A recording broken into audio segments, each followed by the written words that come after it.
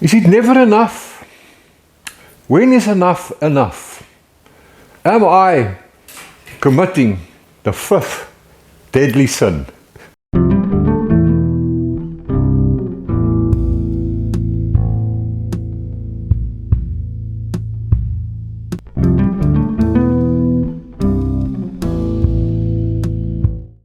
According to the Catholic Church, number 5 of the 7 deadly sins is greed. Now why it's only at number 5, I don't know. If I look around me at the world today, it should be number 1. Anyway, people who know me will not classify me as greedy. Except maybe when it comes to old cars, and in particular today, engines. I already have, I don't even know how many engines in my world. There's 1 cylinders, 2 cylinders, straight 4s, flat 4s, straight 6s, V6s, and V8s. And now that I think about it, I'm still missing 3 cylinders, 5 cylinder, and a straight 8. Yeah, maybe we should draw the line at 8 cylinders, eh? There's a 125cc 1-cylinder engine in my ratty old farm bike. It still goes. I don't ride it much anymore. But the kids of family and friends love to mess with it, and they have a lot of fun with it out here on the farm. That seat is currently missing because my friend Niels' son has taken it with him to make a new one. Here's the 2-cylinder, a V2 actually. And yeah, I'm sure you'll recognize it as a Harley Davidson. I don't know much about these things. I think it's a shower head. Doesn't go, and there are some essential gearbox parts missing. But we have it here because it's pretty. Thinking of hanging it up in my bar. I have a straight 4 here, an old fly trap. My 51 Chevy budget rat truck. Many of you guys know this car. It's a Nissan 2.4 liter straight 4 petrol engine, and you might have seen some videos of us driving it all over the place. It goes like the clappers. Same engine in this Nissan hardbody pickup, or bakkie as we call them. I'm not sure the year model. I think somewhere late 80s, talking under correction. The engine in this truck is still good. The body work, and especially the load bin, is pretty rotten. But all in all, it still drives well. We use it here on the farm occasionally to keep it alive. It's 4x4. This one is a possible donor truck for a project in the future. One idea I have is to stick this old Bedford cab on that hard body 4x4 chassis, but with a twist. I don't like the look of this long nose though, especially this section here.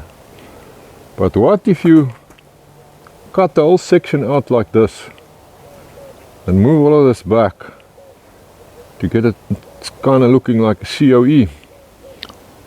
Yeah, it will be quite a bit of work, but it should be interesting. Shout out to my chummy Gali Prinsloo for planting that idea in my head. Only problem is, when will I ever get the time to do this? Too many ideas, too little time. Another 4-cylinder that will never go again, and now only serves as yard art. This one comes out of a truck that many of you guys won't know. It's a 1955 Kommer Superpoise, a truck that was built in the UK back in the day. Another straight 4 is this, yeah, look, it's a 2.5 liter Chevy engine. Back in the day, I fitted one of these into a VW bus, or combi, as we call them. And I tell you, that thing went well, eh? Had lots of torque as well. This one is still alive. I don't know if I'll ever use it, but here it is. Next to it is this old straight 4 diesel engine. I don't even know what it is. What I do know is that it will make a good boat anchor, because it's dead.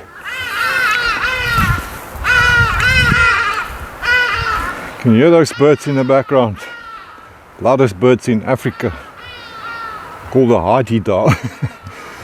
So yeah, in this old Mercedes here, also a 4-cylinder engine. I don't even know why I have this car. Actually, the only reason I own it is because a guy offered it to me for peanuts. And I felt sorry for him, so I bought it.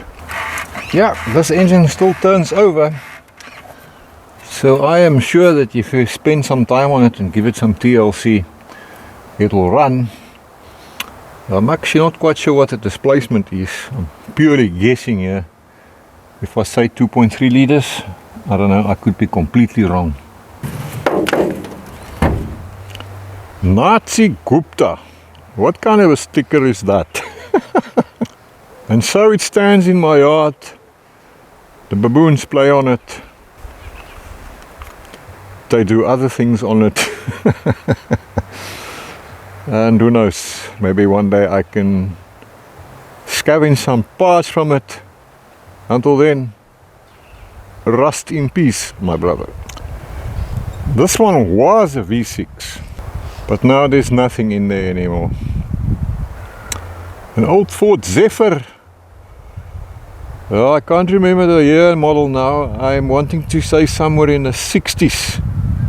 I could be wrong. I'm getting sidetracked here. We're talking about engines, Duffy. So focus, my boy. There's also a 4-cylinder engine in the most modern vehicle I own.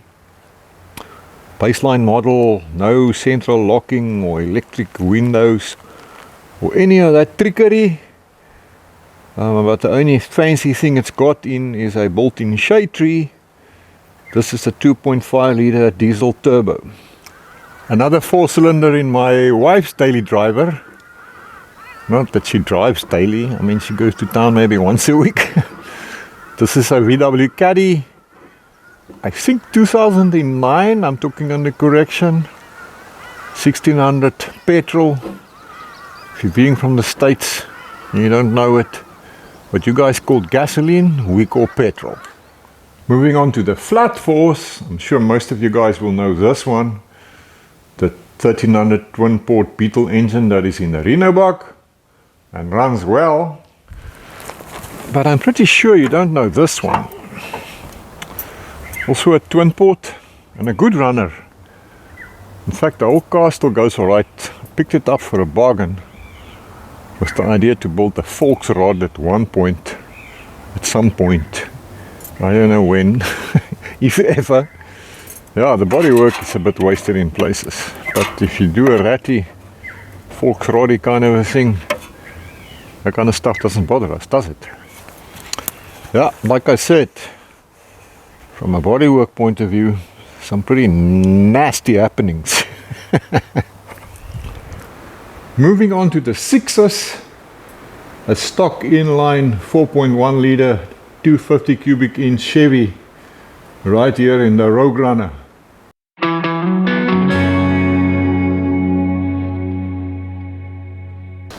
It only makes around 150 horsepower, but pretty strong low end torque, typically around the 220 mark. So low speed pulling power, yeah, it's pretty good. What a smooth and reliable engine, hey?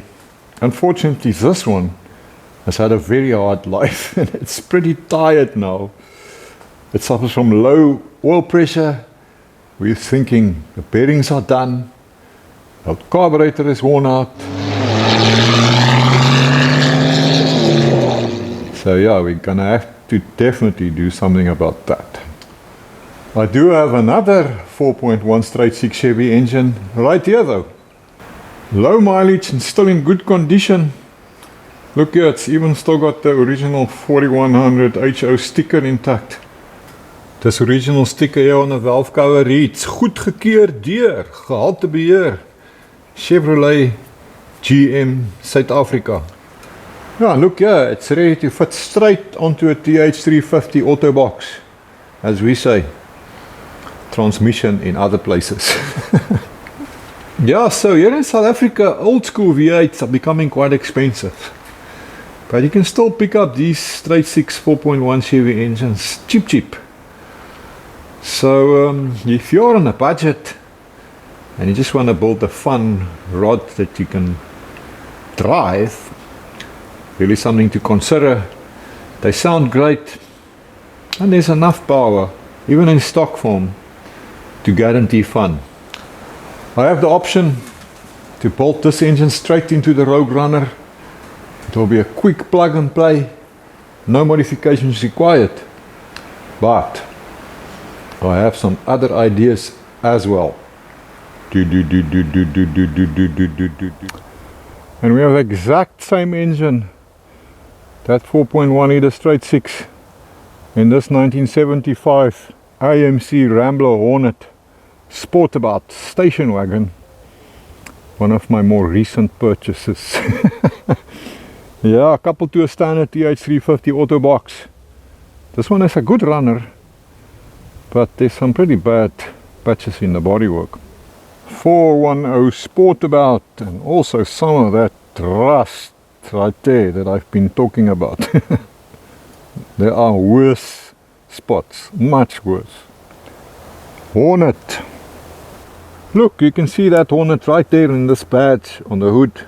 Let me go a bit closer. There you go. If you'd like to see more about this car, let me know and I'll make a short video about it. The original old inline 6 engine in this 46 Chevy is still there.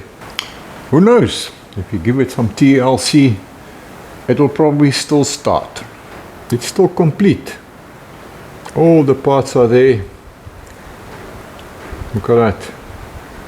Including the engine tune-up plate. Look, all your tune-up specs right here. Plugs gap, points gap, valve clearances, the works. Unlike modern cars where there's only stickers telling you that you can't sue when you burn yourself on hot things, or you shouldn't drink the freaking battery water. And the user manual is as thick as a Bible. The first half is dedicated to warnings, safety warnings, like what shoes you should wear for driving, and that you shouldn't put the safety belt across your face. That is such ridiculous woke nonsense. Oh, I thought I must use my right hand. What the fuck? And napping is forbidden. Who would have thought? And then the rest of it is just used to justify the existence of 100 idiot lights with a constant referral to contact your nearest dealer if they don't go out. And here, in the Triple R recovery rig, is the only V6 engine I have. Right in there. Let's take a closer look. This is the Ford 3 liter V6 Essex engine, so called because it was produced by Ford in Essex in the UK, although some were built right here in South Africa until the 2000s. This one came out of a Ford Courier 1-ton pickup from the late 90s. Yeah, it's still a good runner, and we use this truck often, so she earns her keep. Although I must say the valve guides are a little bit worn, and she likes to smoke a wee bit, especially when cold. Yeah, I keep threatening to do a video about this truck, but it has not happened yet. Note to self. And then there are those beautiful V8s, which is actually where this video is heading. First one here in old Crackpot, my 1976 butchered F100. Let's take a quick closer look. Pretty much a stock Ford 351 Windsor. It does have a Performer intake on it, Edelbrock, and a 600 Holly. Exhaust manifolds are stock standard. Everything else is stock standard. So that explains why the freaking thing is so heavy on the go juice. She's a reliable old girl though. If you come here often, you must have seen some videos of us driving this old truck all over the place. And there's a whole build series about Crackpot as well. Playlist here on the screen if you want to go see the whole process of us building this truck. There's a whole bunch of videos there. And then on to my 39 Hudson, unfinished project that I'm really hoping to get back onto one of these days. Hiding in there is another Ford V8. This one is a 351 Cleveland with a few tricks to it. Gosh, this poor thing has been standing for a while. It must be quite dusty in here, but let's take a look. They say chrome don't get you home, so there's not too much of that.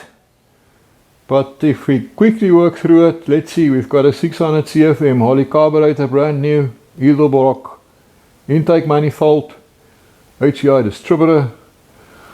What else? We've got a comp cam 204/214, giving some performance upgrade without sacrificing drivability, because we want to build a driver. Hydraulic lifters, the heads have been done. Yeah, and all the other tricks. Complete rebuild on this engine. It was done for me by Twain McNabb from McNabb's Engineering. Yeah, Twain is definitely one of the best V8 engine builders in South Africa, in my opinion. I did make a video about visiting him quite a while ago. Well, the boykie has since upgraded his operations and he's going places. So well done, Twain. I have a video of this engine on test bench. It wasn't so dusty then, but let's take a quick look.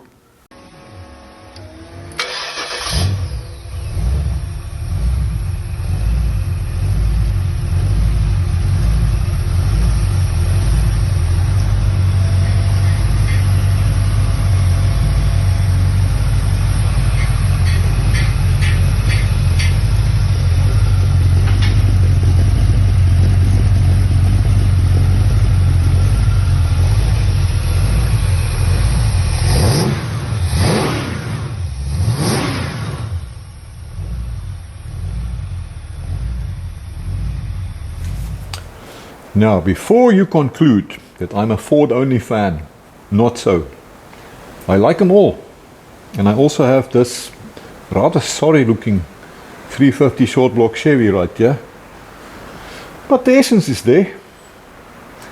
So one day we can take it apart and build it for a future project. One day. So a normal, sensible person would think that that's more than enough, right? But not so. Because then this little 283 Chevy crossed my path. And the price was nice. So I figured, hey, let's expand that Chevy portfolio. Hey, it's not my fault though. The actual problem is that I'm part of this WhatsApp group called Chop and Change, where guys post stuff I shouldn't see. So I blame this one on a chap called Arkies van der Westhuizen. Now that might sound kind of weird to some of you guys. Arkies is a nickname, and in Afrikaans it actually means peas.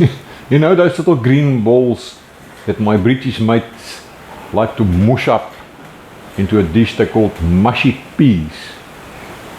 Now I say nothing, except this is your fault, Arkies. So in between all the other stuff, I'm busy setting this thing up here on my engine stand, so we can try to start it. Yeah, and then we can make a call on it. So I'll keep you updated. I called my good friend Matt to ask him what's going on here. To ask him a few questions about this particular engine. He's very knowledgeable when it comes to this stuff.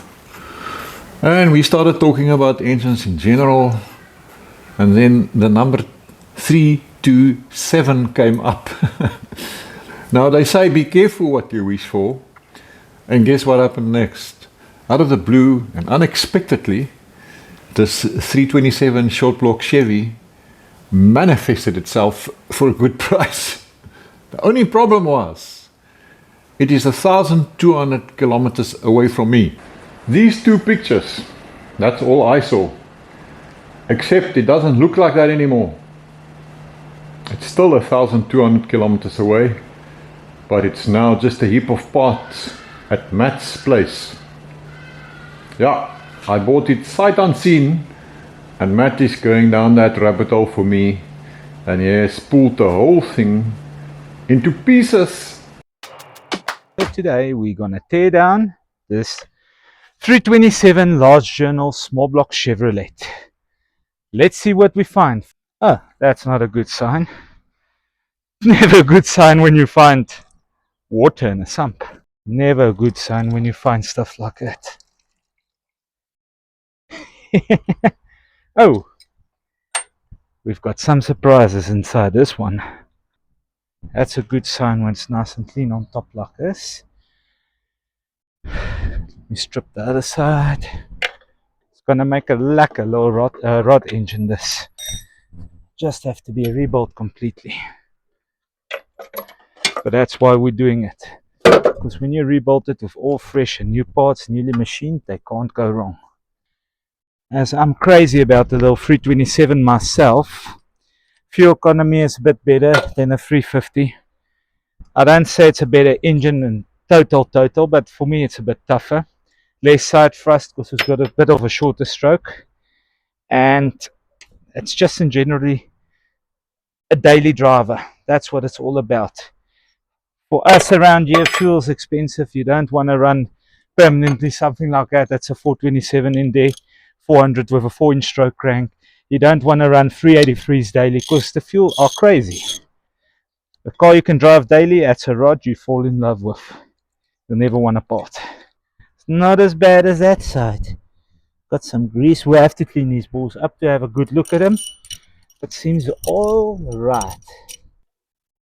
Getting into the heart of it, let's see what treasures we discover. This crank's gonna have to be ground as you check all the ridge marks on it, and my nail can actually catch in it. So yeah, this crank is quite done for. It's just the small ends that's done for. So it's gonna be rebored to a preferable size, probably just the next size up, and new pistons will have to be installed on here. The bores doesn't look too bad, but yeah, the pistons are shot. If I mark these sleeves and I see they don't taper out, no, it's got a big ridge here. It's gonna have to be resized, rebored. Sorry for that. Could be that I bought a clunker. That crankshaft and some of the other parts does not look good. If you want to see what surprises Matt discovered, head on over to his channel. It's called African Hot Rod by Matt. There's a link to his video in the description below. So my mate Matt is going to be rebuilding that 327 short block Chevy for me, and we'll keep a close eye on him. I'll keep you updated, and hopefully at some point it will be right there. Short block Chevy! Short block Chevy! We've already started buying new parts for that engine, pistons, valves and so on, and currently waiting on the engineering shop for a final verdict on that suspicious crankshaft before we get the bearings. I don't know, why do I get the feeling that I've been creating a real money pit here? And not even here, actually there, because I still haven't laid my hands on any of the parts. Yeah, building V8s is an expensive business here in South Africa. We've got a weak rand-dollar exchange rate. We've got import taxes, shipping costs, because remember, all those delicious V8 parts has to come all the way from the US of A. And I've been dropping money on rusty old engines and boxes of parts left, right and center. So I might have to sell something now. It can't be my body because there's no value there. Definitely won't be my soul. So we will see. I'll keep you updated. See you next time when I'll be much poorer. Until then, have a lucky one, my brothers and sisters. What